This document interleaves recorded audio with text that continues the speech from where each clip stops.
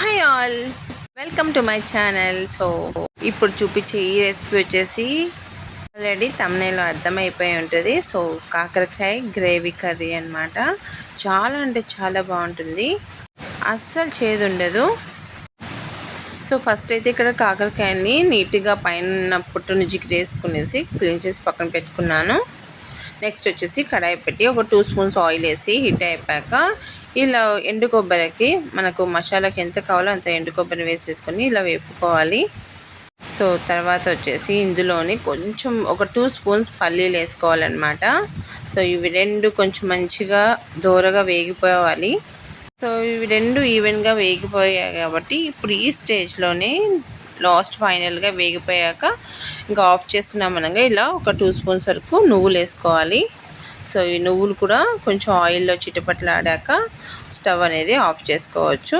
So ఇవి పక్కన తీసి చల్లార్చుకోవాలి. నెక్స్ట్ అదే కడాయిలో కొంచెం ఆయిల్ సరిపోతుంది. సో నెక్స్ట్ వచ్చేసి వెల్లుల్లి కూడా యాడ్ చేసేసుకునేసి సో నెక్స్ట్ వచ్చేసి ఆనియన్స్ అండ్ కొత్తిమీర కాడలు కూడా వేసుకోవాలన్నమాట. కొత్తిమీర కాడలు వేయడం వల్ల కర్రీ అనేది టేస్ట్ చాలా బాగుంటుంది.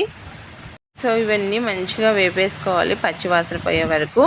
నెక్స్ట్ వచ్చేసి ఇక్కడ కాకరకాయలకి ఘాట్లు పెట్టుకోవాలన్నమాట. ఇలా వన్ సైడే పెట్టుకోవాలి, చూపించే విధంగా ఇలా ఘాటు పెట్టేసుకొని ఒక్కొక్క దానికి పక్కన పెట్టేసుకోవాలి. సో ఎందుకంటే ఇక్కడ చూపించేది ఘాటు పెట్టడం, స్టఫ్ చేసుకోవడానికి ఫస్ట్ ఘాటు పెట్టేసుకొని పక్కన ఈజీగా స్టఫ్ చేసుకోవచ్చు అన్ని ఘాటు పెట్టుకుంటే. సో ఇక్కడ కూడా ఇవి వేగిపోయాయి, ఇవి తీసుకొని చల్లార్చుకోవాలి. ఫస్ట్ వేపుకున్న పల్లీలు, గంటి కొబ్బరి, నువ్వుల్ని గ్రైండ్ చేసేసుకోవాలన్నమాట. సో ఇక్కడైతే గ్రైండ్ చేసేస్తున్నాను. సో ఫస్ట్ ఇవి 3 గ్రైండ్ చేశాక ఇందులో నెక్స్ట్ ఆనియన్, వెల్లుల్లి, కొత్తిమీర కాడలు కూడా వేసేసుకొనేసి గ్రైండ్ చేసుకోవాలి. సో ఇవి ఈవెన్గా గ్రైండ్ చేయాలన్నమాట. ఇలా మంచిగా గ్రైండ్ అయిపోయాక ఇందులో కావాల్సిన కారం, ధనియాల పొడి అన్నీ వేసుకోవాలి. ఫస్ట్ అయితే ఇందులో పులుపు తగినంత చింతపండు అండ్ నెక్స్ట్ వచ్చేసి ఒక 2 స్పూన్స్ వరకు ధనియాల పొడి వేసాను. నెక్స్ట్ అయితే 1 స్పూన్ అయితే కారం పొడి వేసాను అనమాట. పసుపు కొద్దిగా అండ్ ఫైనల్గా అయితే ఉప్పు కూడా యాడ్ చేసుకోవాలి. ఇందులో 1 డ్రాప్ కూడా అంటే వాటర్ అనేది ఏమి యాడ్ చేయలేదు. వాటర్ అనేది అస్సలు యాడ్ చేయకూడదు. సో వాటర్ యాడ్ చేయకుండా ఇలాగే గట్టిగా గ్రైండ్ చేసుకోవాలి మసాలా అనేది. ఎందుకంటే కాకరకాయకి స్టఫింగ్ పెట్టాలి కాబట్టి మనకి లిక్విడ్గా ఉంటే స్టఫింగ్ అనేది నిలవదన్నమాట కాయలకి. సో ఇలా ఓపెన్ చేసేసి ఘాట్లు పెట్టిన దగ్గర మనకి ఓపెన్ చేసేసి కాకరకాయకి మసాలా అనేది స్టఫ్ చేసేసుకోవాలి. మెయిన్ పాయింట్ ఏంటంటే నేను గ్రైండ్ చేసిన మసాలాలో 1 డ్రాప్ కూడా వాటర్ అనేది యాడ్ చేయలేదు. సో ఇలా గట్టిగానే గ్రైండ్ చేసుకోవాలి. సో నెక్స్ట్ వచ్చేసి ఇలా మంచిగా అన్నిటికీ స్టఫ్ చేసేసుకునేసి అయితే పక్కన పెట్టేసుకోవాలన్నమాట. సో చూస్తున్నారు కదా, ఇంకొకసారి చూడండి. ఇలా ఓపెన్ చేసేసి స్టఫింగ్ అనేది నీట్గా మసాలా పెట్టేసేయాలి. ఎందుకు ఇలా చూపిస్తున్నానంటే అంటే చాలా వరకు లోపల దానికి ఉన్న కాకరకాయకున్న సీడ్స్ కానీ అన్నీ ఉంటుంది కాబట్టి స్పేస్ ఎలా ఉంటుంది, మసాలా పట్టదేమో అని చాలా వరకు అందరికీ డౌట్స్ వస్తాయి. సో అందుకనేసి కాయ అనేది నీట్గా చూపించడం జరుగుతుంది. సో నీట్గా పడుతుంది ఓపెన్ చేస్తే. సో ఇక్కడైతే ఇంకా నెక్స్ట్ కర్రీకి అయితే స్టార్ట్ చేసేద్దాం. సో కుక్కర్ పెట్టేసుకున్నాను. నెక్స్ట్ ఆయిల్ వేసి హీట్ అయిపోయాక శనగపప్పు 1 స్పూన్, మినపప్పు 1 స్పూన్, జీలకర్ర అండ్ ఆవాలు సో ఇవి కూడా వేసేసుకునేసి ఇవన్నీ నీట్గా కొద్దిగా ఫ్రై అవ్వాలి కాబట్టి చిటపట్లాడాక నెక్స్ట్ వచ్చేసి ఆనియన్స్ కూడా వేసేసుకున్నాను. సో నెక్స్ట్ వచ్చేసి కరివేపాకు, ఇవన్నీ మంచిగా కొద్దిగా గోల్డెన్ కలర్ వచ్చే వరకు ఆనియన్స్ అనేది ఫ్రై అవ్వాలి. సో ఇవి ఫ్రై అయిపోయాక నెక్స్ట్ వచ్చేసి ఇందులో మనము స్టఫ్ చేసుకున్న కాకరకాయలు కూడా యాడ్ చేసేసుకోవాలన్నమాట. సో వేగిపోయాయి ఆనియన్స్. సో ఇంకా అయితే కాకరకాయలు కూడా వేసేస్తున్నాను. సో ఇవన్నీ ఈవెన్గా మంచిగా టర్న్ చేసుకుంటూ ఫ్రై చేసుకోవాలి స్లోగా. ఇది మసాలా అనేది బయటికి రాకుండా అంటే గరిటె అనేది ఎలా అంటే అలా తగలనివ్వకుండా కాయకి నీట్గా టర్న్ చేసుకుంటూ ఫ్రై చేసుకోవాలి.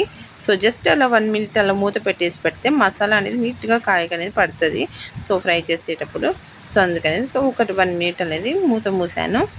సో మళ్ళీ ఇలా కలుపుతూ వేపుకోవాలన్నమాట మాడకుండా. ఆయిల్లోనే మంచిగా కాకరకాయలు అనేది వేగిపోవాలి. రిమైనింగ్ ఉన్న మసాలా ఉంటుంది కదా, హాఫ్ మసాలా వచ్చి కాయల్లోకి స్టఫ్ చేసాం. రిమైనింగ్ ఈ మసాలాని కూడా ఇలా మంచిగా కొద్దిగా నలుపుతూ వేస్తూ ఉంటే మనకి ఒకే చోట పడకుండా ఈవెన్గా కలుపుకోవడానికి ఈజీగా కూడా ఉంటుంది. ఒకేసారి వేస్తే కలుపుకోవడానికి ఇది కొంచెం గట్టిగా ఉంది కాబట్టి కలవడానికి కొంచెం కష్టం అనిపిస్తుంది.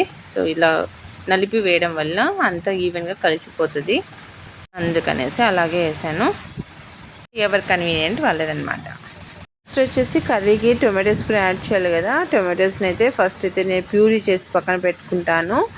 ఆల్రెడీ మనం పులుపుకి చింతపండు యాడ్ చేస్తాం కదా, సో మరీ ఎక్కువ ఓవర్ పులుపు కాకుండా కరెక్ట్గా మనం ఒక 2 టమాటోస్ తీసుకుంటే సరిపోతుంది. సో బ్యాలెన్స్గా ఉంటేనే ఏదైనా టేస్ట్ అనేది బాగుంటుందన్నమాట. మసాలాలో కొద్దిగా కారం తక్కువ ఉంది, మసాలా టేస్ట్ చూసి తెలిసిపోతుంది మనకి. సో అందుకని ఇక్కడ కొద్దిగా కారం పొడి అనేది యాడ్ చేశాను. కొద్దిగా ఆయిల్ కారం పొడి అనేది కలిసిపోయాక ఇందులో టొమాటో ప్యూరీ కూడా యాడ్ చేసేసుకోవాలి. టొమాటో ప్యూరీ అనేది పచ్చి వాసన పోయే వరకు వేపుకోవాలన్నమాట. సో కొద్దిగా అల్లం పేస్ట్ అనేది యాడ్ చేశాను, మరి ఎక్కువ వేయకూడదు, జస్ట్ హాఫ్ స్పూన్ వరకు వేసాను అనమాట. సో ఇవంతా మంచిగా వేగిపోయాక వాటర్ అనేది వేసుకోవాలి. సో మనకు కొంచెం ఆయిల్ అనేది పైకి తెల్లాలి, మనం వేసిన ఆయిల్ అనేది తెలిసిపోతుంది. చూస్తున్నారు కదా, ఇక్కడ కొంచెం అక్కడక్కడ తెలిసిపోతుంది. సో ఇలా వేపుకుంటూ ఉండాలన్నమాట. కాకరకాయలో ఉన్న మసాలా స్టఫింగ్ అనేది బయటికి రాకుండా కూడా ఉంటుంది మనకి, ఎందుకంటే గట్టిగా మసాలా ప్రిపేర్ చేసుకున్నాం కాబట్టి బయటకు అనేది రాదు. మంచిగా వేగిపోయాయి. సో ఫైనల్గా అయితే ఇందులో వాటర్ కూడా యాడ్ చేసేసాను. వాటర్ అనేది లిక్విడ్గా ఉండకూడదు, ఈ కర్రీ లిక్విడ్గా ఉంటే అసలు బాగోదు. కొంచెం గ్రేవీ టైప్ అయితే చాలా బాగుంటుంది కర్రీ రైస్లో తినేటప్పుడు కూడా. సో చూస్తున్నారు కదా నేను ఎంత కన్సిస్టెన్సీలో వాటర్ వేసాను అనేది. కాకరకాయలు కూడా మనకి ఒక జస్ట్ 2 విజిల్స్కి కుక్ అయిపోతుంది. ఫైనల్గా అయితే కొత్తిమీర యాడ్ చేసేసి విజిల్ అయితే పెట్టేశాను. ఒక 2 విజిల్స్ వరకు మాత్రమే నేను కుక్ చేశాను. సో ఇంకా మూత తీసి చూస్తే కర్రీ చూస్తున్నారు కదా, మంచి గ్రేవీ అయితే రెడీ అయిపోయింది. అస్సలు చేదు లేదు. యాక్చువల్గా నేను కూడా ఎక్కువ తిన్నాను కాకరకాయ, చేదు ఉంటుందని నార్మల్గా తినేదానే కాదు. ఎప్పుడైనా ఫ్రై అనేది జస్ట్ ఒక 2 or 3 పీసెస్ మాత్రమే తీసుకునేదాన్ని, అలాంటిది ఇప్పుడు కర్రీ కూడా తింటున్నాను. మనం చింతపండు వేసాం కాబట్టి మంచిగా పులుపు తగిలి చేదు అనేది పోతుంది. హెల్త్ వైజ్ కూడా చూసుకోవాలి కాబట్టి హెల్త్కి మంచిది అనేసి కాకరకాయ అనేది అలవాటు చేసుకున్నాను.